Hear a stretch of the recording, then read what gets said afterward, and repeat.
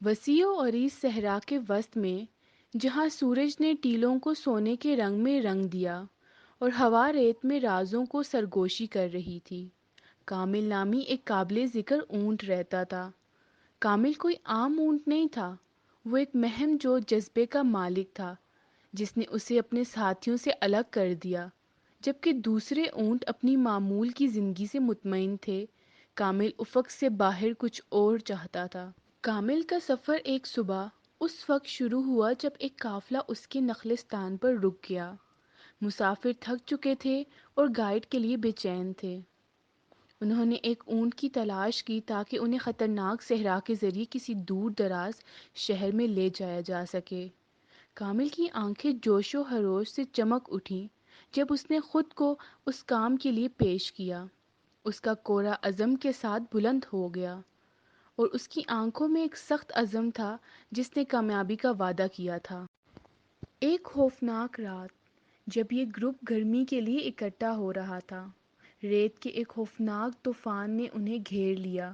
ہوا گرج رہی تھی اور ریت غصے کی روحوں کی طرح رقص کر رہی تھی۔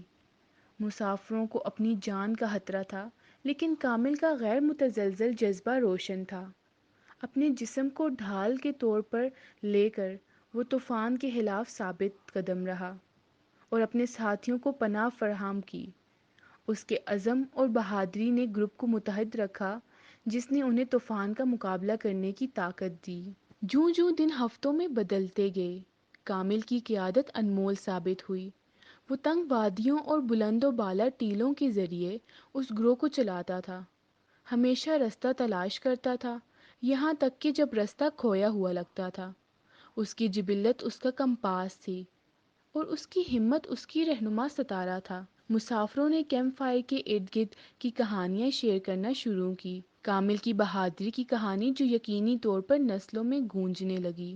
یہ سفر خطرناک تھا، صحرا کے چیلنج ناقابل برداشت تھے، ریت کے طوفان سے لے کر پانی کی قلت تک کا رستہ جس نے اسے برداشت کے امتحان میں ڈالا۔